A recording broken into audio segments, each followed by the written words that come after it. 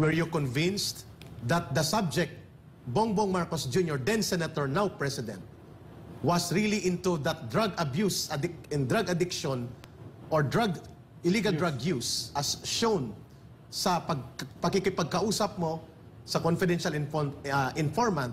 During that time, were you convinced na mayroon talaga siyang involvement? And i-forward ko, sir, up to the present, do you still believe that he is into that kind of drug abuse, which is very dangerous? You may or may not answer. Opo. Ito po, no? Una, kung ako ba convinced na yung tinitira niya illegal drugs, hindi naman po siguro gaw-gaw o arena yung sisinghutin niya ron sa ilong niya. Hindi naman din po dinurog na tawas yung sisinghutin niya.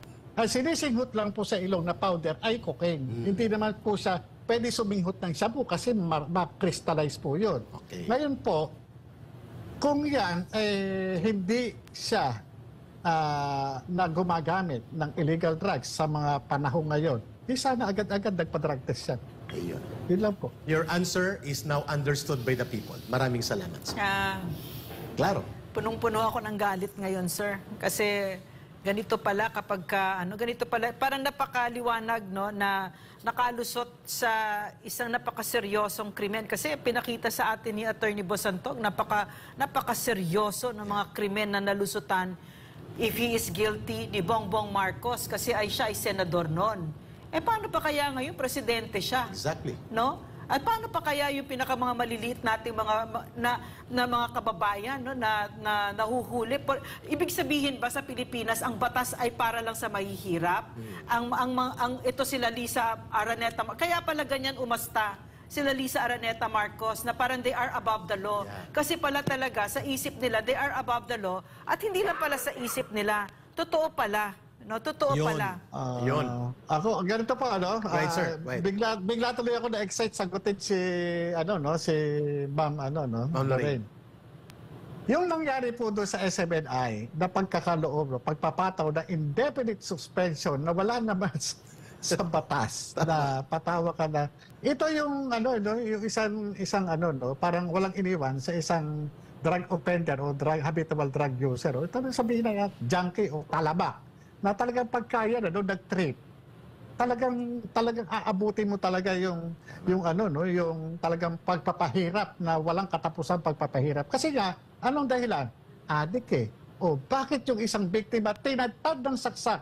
Talagang punong-puno talaga. Talagang halos hayop yung trato doon sa sa isang biktima. Kasi nga, adik Bakit yung isang hinalay niya yung kanyang anak na siyam na buwang gulang. Yes. Kasi nga adik Ibig sabihin, doon tayo pumupunta doon natin napapagtanto na itong mga nasa impluwensya ng ipinagbabawal na gamot ay wala sa hustong pag-iisip. Ibig sabihin, hindi siya normal. Kung nagkakaroon man ng mga ganitong uri ng pangyayari sa ating bansa ngayon, ay dahil nga doon sa pagkakaroon natin ng Pangulo na hindi stable ang pag-iisip. Yun lang po. Tinumbok po ninyo, Ginoong Morales, ma'am, before your, kay Atty. Bosantog, your final interaction din sa Atty. Bosantog. Yeah, I mean, Atty. Bosantog? No, ikaw, okay, sige, more than anything for me, no? Siyempre maraming issues ito. Marami, napakarami, no? Pero ngayon ang nakikita ko, nararamdaman ko, social justice issue ito.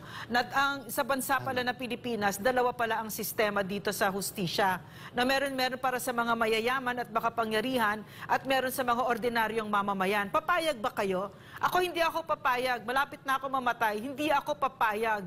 Aayusin natin ito. Dapat ang tama dito, no? Ang tama dito, papakita natin, no? Papakita na kasi digital ito. So, nag-iiwan tayo ng love letter. Hindi lang sa mga buhay ngayon, kundi sa mga apo natin, sa mga salinlahing Pilipino. Ganito, lumaban para sa Pilipinas. Kasi ang Pilipinas, maraming abusado.